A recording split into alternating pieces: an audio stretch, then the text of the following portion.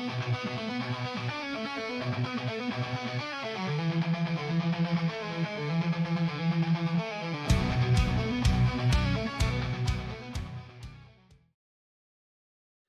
all, welcome back to the channel, welcome to the next update. It's very windy down here in Cornwall at the moment, so hopefully this mic is working. I hope so. I'll find out when I come to edit all of this. No apologies for the shirt. This is an old shirt that is used for gardening, full of holes as you can see, creased up probably, but it's what I'm going to use to do a bit of gardening. I need to get some stuff done today. I need a bit of a walkabout. I'll show you all the things that have been going on from the last video. Yeah, it's also time to do something with those cabbages, those 100 cabbages that I sowed. I need to do something with them now, and I'll show you what's been going on. So the first thing I want to show you is this hydrangea here.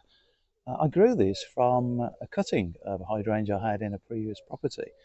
Now I thought that the flowers, the colour of them depended on the type of soil that you've got. That's a nice red-pink colour. The next door neighbour has hydrangeas, and I'm not going to film his property, but his hydrangeas are a purple colour. So am I right in thinking that the colour depends on the type of soil you've got, or is it from the plant itself? Yeah, it's a nice colour. As I said, the neighbour has got purple ones. If anybody can help on that one, that'd be great. So this is the plant that was growing by the side of the shed, which I dug up, and it's been in this pot for probably a couple of weeks. It's not looking too clever, is it? What's going on there then? Why is that looking like that? Is it settling down? Is it dying off? Where am I going wrong with this? Because I'd like this one to grow. Yeah, not looking too happy, is it? Let me show you the wheat now.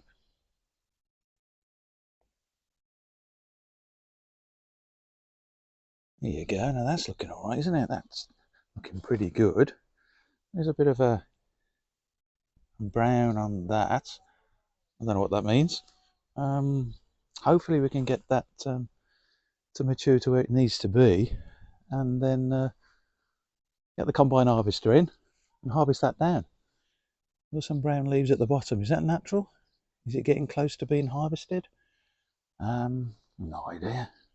Now, sunflowers. If you remember that packet of sunflower seeds I had that were in a plastic bag, the seeds are all mouldy, rotting away, and I planted them, probably about 200 sunflower seeds. I have put them into some of them into these pots.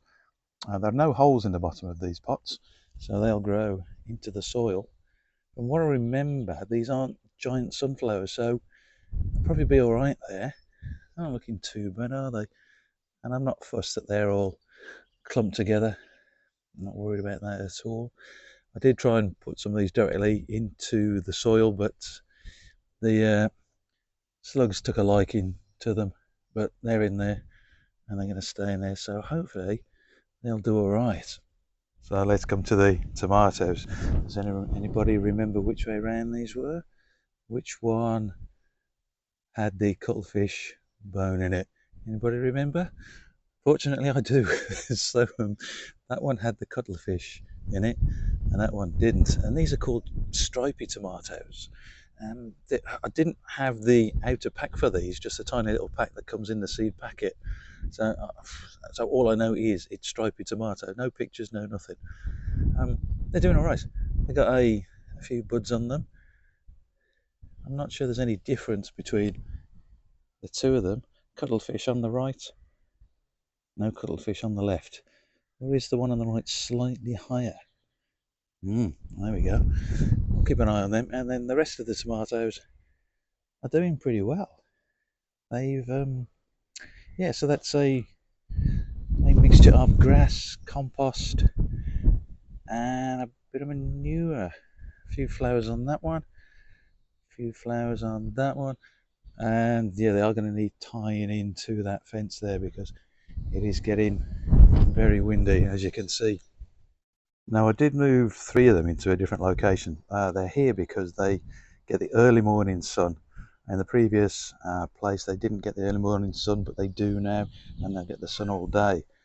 This container here, one in the right hand corner, had the leaves dying off to start with, but it's recovered and it's putting on some buds. And if I remember, and I'm going to need to add some text to this video because I can't, this was either grown in just the manure and grass or compost and grass. I'll have to go back to the previous video and have a look at that. These are looking quite good. I think the packets were called Roma and Gardener's Delight, but they're all mixed up and I'm not fussed by that. And they're looking all right, aren't they? Looking very strong. They do need tying in again because of the wind, as you can see. Yeah, pleased with them, pleased with all the tomatoes. Here we are, garlic news. Garlic is starting doing garlic things. That mesh is on there because the birds get in there and rip out all the grass. There are a couple that, see, that one's bent over there. I think that bent over because it hit the mesh and it's caused it to bend. You've got that one there. It's looking a bit strange. It looks like it had broken at the base, but it's doing all right.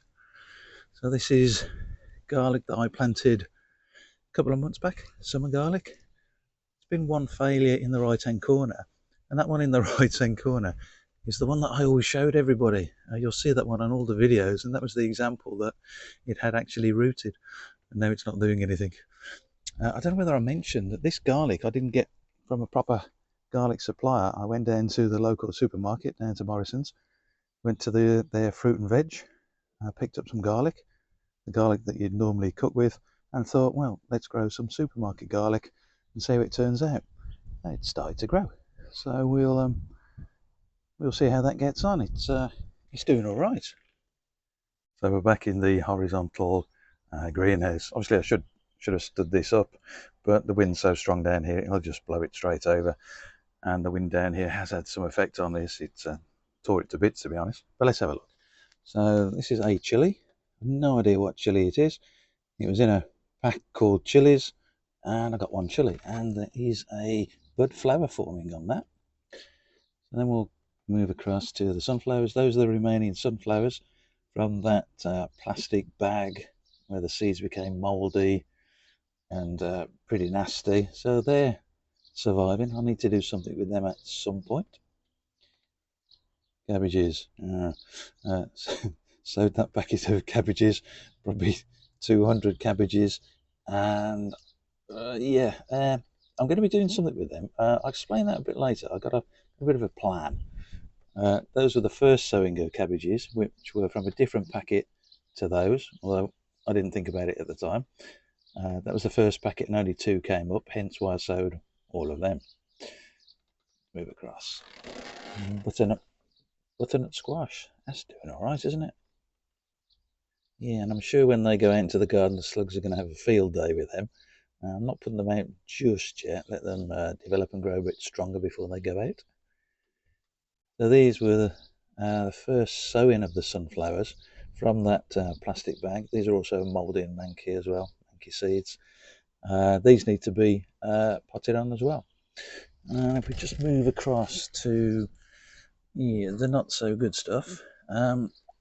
I have no idea what that was. It was growing in a pot, and now it's growing in a Morrison's spreadable container. These were 2 weak tomato plants. They were the stripy ones as well. I think I need to do something with these. These were the beetroots. They've been like that for a month at least. I think I'm going to pot them up and just see what happens. They haven't done much at all.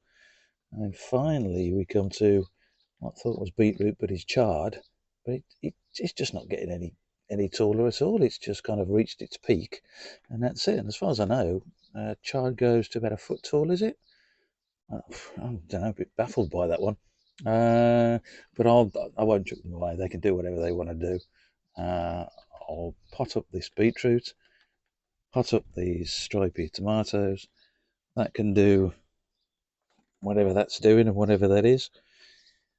Sunflowers need to be potted on. Squash can say as it is. Cabbages, yep, got a plan for them. We'll come to that. Sunflowers, okay for a bit. We'll leave them there. And then we have this one chili. It'll be interesting to see what chilies we get off that, because I have no idea. So I'm sure you're all really excited to know what I'm going to do with those cabbages and how I'm going to pot them up. They can't go into the garden because the soil is rubbish. I don't have any raised beds. So plan is going to be to use this. Yep, empty compost bag. The plan's going to be to put some compost into this bag, seal it up, and then use it as a grow bag. Seal it up, cut a square out of there, put the cabbages in there. I think that's the best plan. I haven't got another plan, so it's the best and only plan. I can't see why that wouldn't work. It's going to be essentially a grow bag, isn't it? I have got some more of this compost. I'll mix this compost with some of the manure that I've got as well. Sow those cabbages, pot on those cabbages into this. Should work. Can't see why it wouldn't work. It's going to work, isn't it? Let's see, I'm still thinking it through. I don't have another solution anyway. So that's going to be the plan. Okay.